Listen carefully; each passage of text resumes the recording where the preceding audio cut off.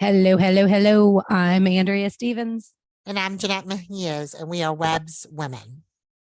where exposure brings strength. Hey, girl. Well, hello there. How are you? Hello. I'm good. I'm good. I'm Yeah, good. I'm in a good good. mood. You That's know, good. That's always a bonus. yeah, it's a good Good mood. I moods are danced good. around already today, danced around my kitchen a little bit to the Humpty dance this morning. Okay, all right, all right. I'm Yeah. I'm feeling that vibe. That's cool. As I made coffee, I did do the jig in the kitchen. Okay. Whoop, whoop. Yeah. Jigs are good. Yeah. And we're Puts me in up, a good mood.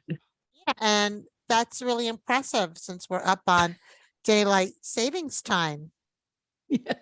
I right? know. I can't believe it. Yeah. I feel like you got that little extra hour for extra energy, Extra energy. Yes. right? Yes. Yes. Yes. Yeah. Yeah, so let's get to some things. Um well, first of all, how have you been? It's been a minute, so how have you been?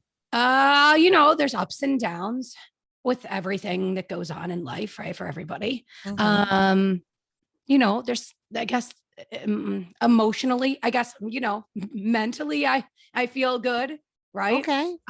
Emotionally, there's some ups and downs, I guess. Mm-hmm. Um, I'm interviewing for some jobs, so Okay, cool. there's stuff, there's stuff Yeah. that goes on, right? And everything, Yeah, yeah, yeah. and everything you do, whether it's, I don't know. I'm trying to like, get it out without sounding so harsh, but like, I guess, there's Come ups on and now. This is not there's what our podcast is I about. We don't know, walk I on know. eggshells. Fucking spit So it out. Spit it just out. say it, sister. No, with there's a lot, that goes on. There's a lot going on in my world anyway, right? And I Mm-hmm. think lately for me, rejection has played a huge part in a lot of what's been going on, whether it's been on the job front, whether it's been on the personal front, relationships, friendships, those types of things. And I think, yeah, rejection has been top of mind for me Okay. for the last, few weeks, I'll say. Okay. Um, Yeah. So it's looking different now as of mm-hmm. today, but in the last few weeks, I think now I have clarity with a lot of different things. Now that I have clarity, things are moving correctly and in the right direction, I think. So, yeah. Yeah, I mean, I really think I find that, it's interesting when you mentioned rejection. I find that a lot, most people, when they are rejected in whatever capacity that looks like, whether Mhm. it's, work, relationships, whatever, people kind of take that like to heart, right? Most people take it to heart. Yeah. And what folks need to understand that can't take it to heart because rejection in my in my perception or my opinion of rejection is Hmm. it's a springboard to land you somewhere else. Right. My thing is like, if it's not your door, it ain't gonna open, so let's just move Right. on to something else, Yeah. right? Yeah. um I and it think could though be it does like, take you have to go through you can't, it's not cut and dry. no, it's Rejection is not, not cut and dry. It will, if it lasts a while, depending it on will what chip the away at your rejection. ego, right? Yeah, it If you, depends on what the rejection is though. right. Well, it depends. It does. But even if it's okay, let's say it's job related.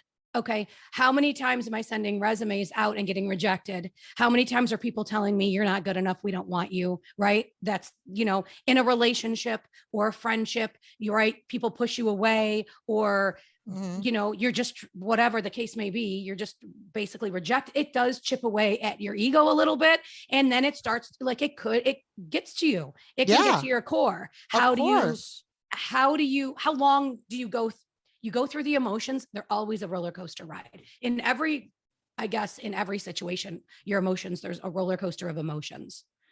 That's Right. how I see it, right? So a death, you process a death, right? You go through all the emotions, but you have to go through that roller coaster ride of emotions in order to get to the other side. And I think that's the way for rejection. That's the way when you process a death, when you process anything you're going through, there is a wave of emotions that you have to go through, right? So it's hard to say with rejection, just don't take it to heart, because you have to, if you don't take it to heart and you don't let yourself go through the emotions, then you're still stuck. You're still stuck with that little piece of rejection stuck in your heart, right? Stuck in your head, whatever it is. If you don't, that's why I always say you have to process your shit, own your shit, process your shit, and get through it, right? And if you have to get clarity, right? Like a company, am I going to call a company and say, listen, why am I, after every, and I'm saying this for everyone listening, because this is a question that I have coached people on. When you're interviewing somewhere, the last question, they always say, do you have any questions? And a lot of people say, no, I don't have any questions. And I always look them straight in the eye, or in a Zoom, and I look them straight in the eye and I say, is there any reason why you wouldn't hire me for this position? And immediately they're caught having to answer me, right? So I put them on the spot. It's ballsy to ask up front, and you're also opening yourself up for that fucking rejection, right? You have to be prepared for it when you ask that question. And I'm always prepared for it. But recently I've been going through that. So, and I just asked that question, one company, 3 interviews, asked every single person in that company this week. So, because I want to know, there's different people. I want to know what they all think, right? So I'm going to ask. If it's in a relationship, I want clarity. A friendship, I want clarity. I want to know where I fucking stand, right? I want to know why I'm rejected, or why. Just tell me, spill it, let me process it, and let me fucking move on, right? So I think everything relating to rejection, if you let it eat at you long enough, it will destroy you. It will hurt you. It will hurt your ego, and you may change because of it if you don't process everything, right? So how do you get to the other side of that, right? How do you process? And the only way to do it is to go through all the emotions. Yeah, I definitely agree. I think everybody processes rejection differently. I don't think there's a one size fits all. No. People, I find that depending on where you're at too, is really how a person receives rejection.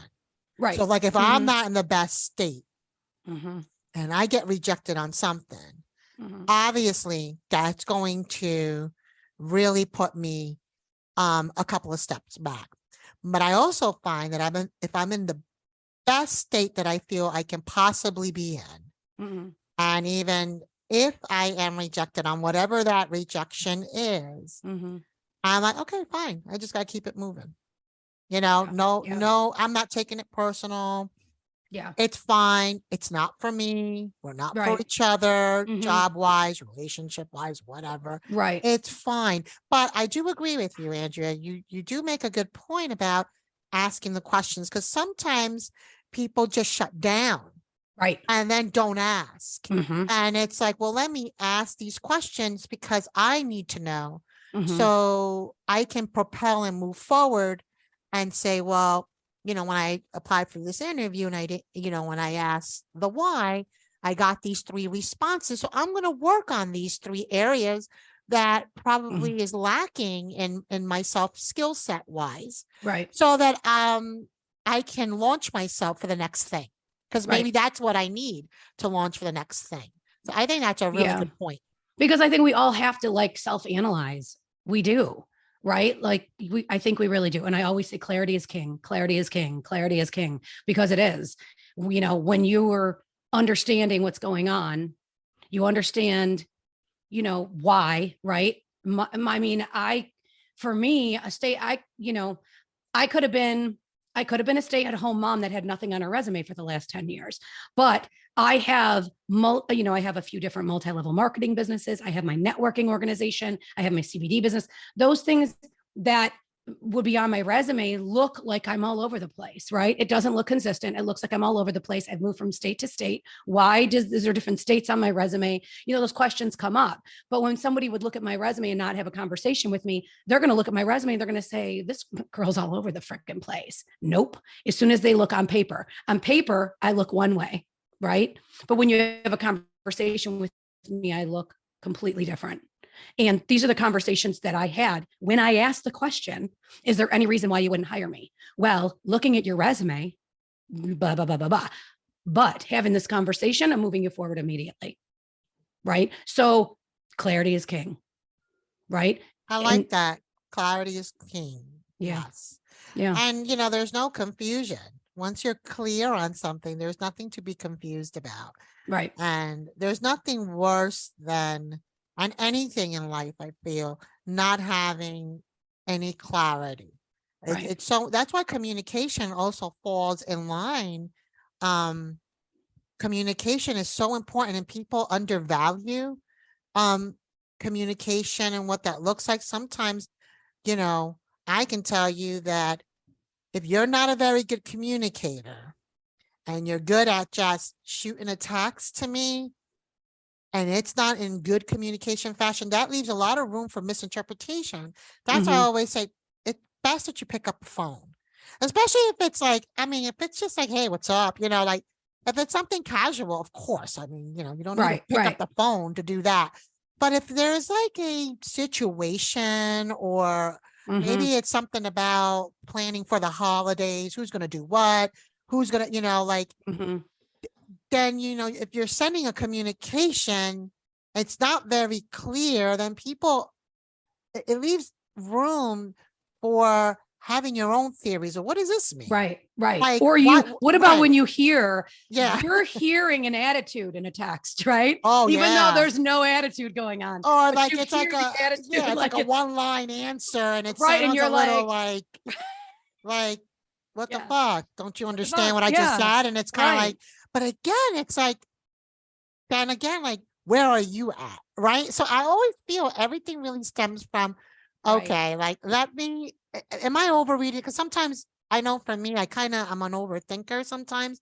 I may read into something too much and I'm like, it can't mean this. Like, I'm probably taking this too serious. Like, but then you don't know. Right. So I think that it's just so important, you know, to really just get good. I feel for all of these things that we are, you know, touching upon, what we as society, as individuals, have to really get good at knowing yourself.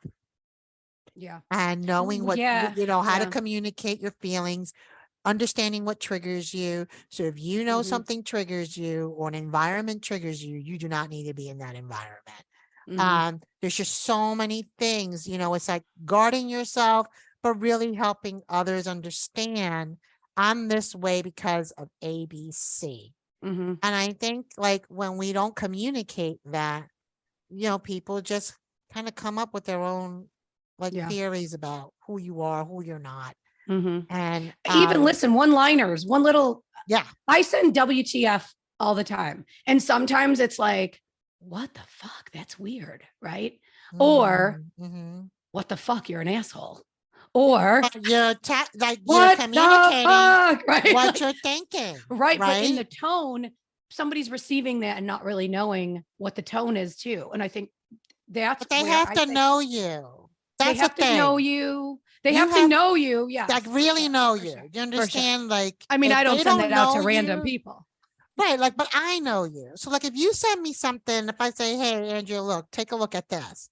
And you're like, what the fuck? I can hear you and see you going, what the fuck, man? Like, what does that even mean? I'm not looking at it as like, you're telling me like, what the fuck is this? Like, why are you sending me this? You know what I mean? Like, people start to, if they don't know you well enough, you understand, you know what I mean? So I just think like people have to get really good at understanding others. Understand yourself first. I feel that's key. Understand you. Absolutely. Understand how you operate, how you receive, and try to help others that are, you know, that you want to connect with. help them understand who you are. Cause I can't tell you how many times, like, and this is why I'm really, I just came out of actually had back to back, travel with work. Mhm. And, I haven't traveled since since the pandemic, but anyhow, but it gave me opportunities to really get to know people outside of emails. Mhm. And then like realizing like they're so different, they're so cool because you have a perception about people Right. in the workplace. I get it. You have to be professional. Just certain dynamics you have to have, but then like getting to know that person. So now like emails look a little different to me now. Like, oh yeah, I get this. Like Mhm.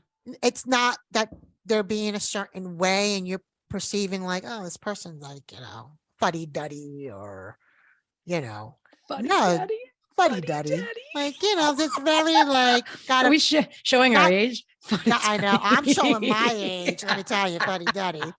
But the thing is that you start to understand and you don't interpret things the way you interpreted it before because now why?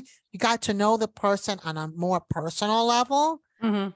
And now it's like if I ever see any communication, I'm not going to look at it as like that person is being, dry or assertive. Like I now kind of understand the personality. Now you know them. Yeah. Mhm. So I don't look at it in that sense, Right. right? Right. So I think that's Yeah. important. Very It important. is. It is. Well, you learn about yourself, learn about other people. The longer you're around them, you learn more about them. Absolutely.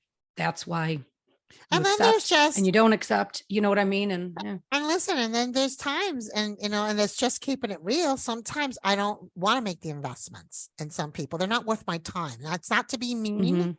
but Yeah. there are just some people in life Mhm. that you and I are only going to be, you know, there's whatever, 26, letters in the alphabet. We're only going to reach to B, We're A, gonna get B. you B. That's it.